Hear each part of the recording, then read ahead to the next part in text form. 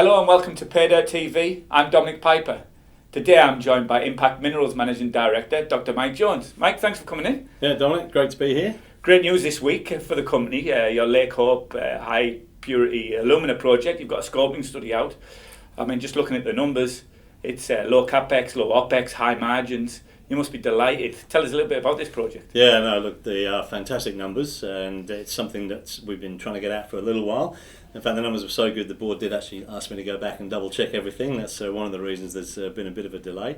But they're out now, and look, the headline numbers, the NPV 8, so 8% discount, is 1,200 million or 1.2 billion Australian dollars, and that's post-tax. And it's a big internal rate of return number, 56%. But the big one is the operating cost. So we believe that we can produce HPA at a cost of about $4,000 a tonne, and we think that's at least 10, if not up to 30% cheaper than anybody else that we know of globally. And I'm talking globally. So it's got the potential to deliver the lowest cost producer of HPA in the world. In order for you to be successful, one of four things have got to be true. You've got to either have the biggest deposit, or the highest grade, or, for example, the first to market. And a good example of that is Pilbara Minerals. I mean, they've been killing it, in the lithium space, and now when prices are down, they're still sitting pretty. Or you've got to be the lowest cost producer. And when we first saw this project, that was actually what really attracted me to it. What is it about it that makes it so unique? There are a number of key things about the nature of the deposit itself that are the key to that low operating cost. And the first one is that it's in the top 2 metres of a salt lake, basically in the middle of nowhere south of Southern Cross. And it is almost like a direct shipping ore. It can be mined with a digger and some trucks, and then we're going to truck it off-site and process it in an existing industrial yard. So there's a whole lot of advantages to that. There's no crushing, there's no grinding, we don't need any infrastructure on site of significance, we don't need a permanent camp, it's going to be campaign mined. And so the operating cost on the mine site, and also for the transport to take it to, say, Kalgoorlie, which is what the scoping study is based on, is less than 5% of the overall operating cost. And the numbers are that in the top 2 metres of that lake, there's something like 15 billion with a B US dollars worth of HPA that we can mine, very quickly, very efficiently, and we hope we're going to be able to get permitted very quickly because of those advantages. With industrial minerals like HPA, it can be quite opaque to find out the market, but and particularly there's a lot of HPA around. Obviously, not all of it is as attractive as Lake Hope. But what is it about the commodity at the moment that makes this an attractive project right at this moment?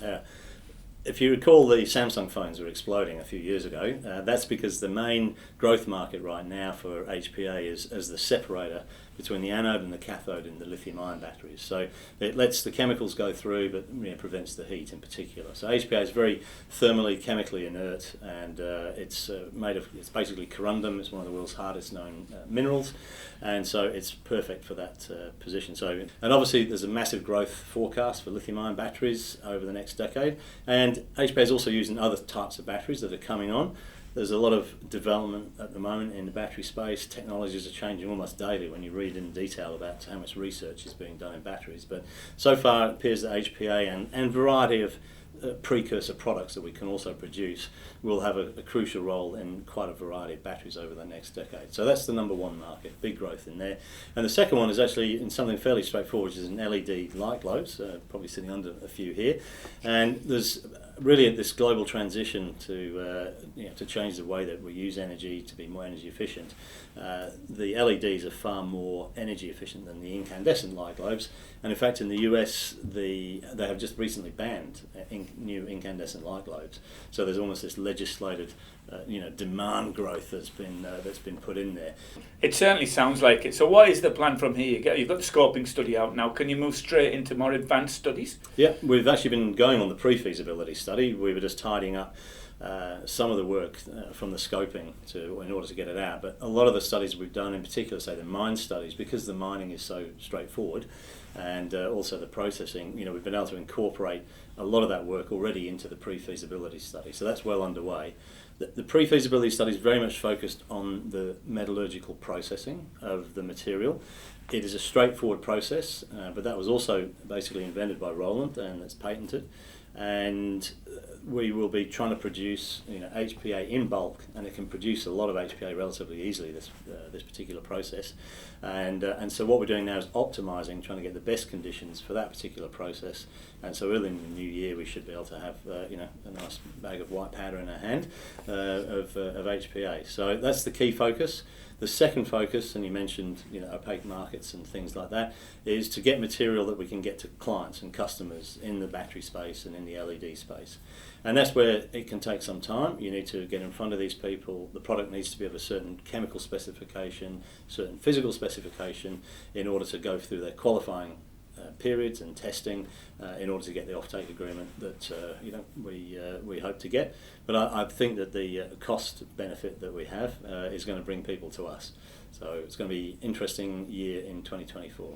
It certainly is. How are you doing for funding? Have you got enough cash in the bank to get you through? Yep, we do. We've got 3 million. We just announced the quarterly as well, so we've got just over 3 million in the bank. Did a capital raise in April, very strongly supported by 2 German shareholders that we have. One is a family office out of Dusseldorf. They contributed $3 million, and have always told us they'd support us if we find the right project, and good support from our second shareholder.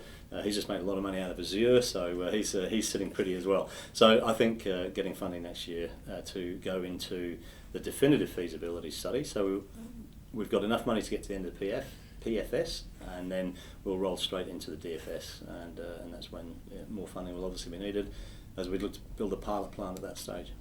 It's a remarkable time to be in certain critical minerals, and it feels like you've just caught the wave perfectly with HPA. Mike, thanks for coming in today and telling us about Lake Hope, and we'll keep an eye out for those PFS results next year.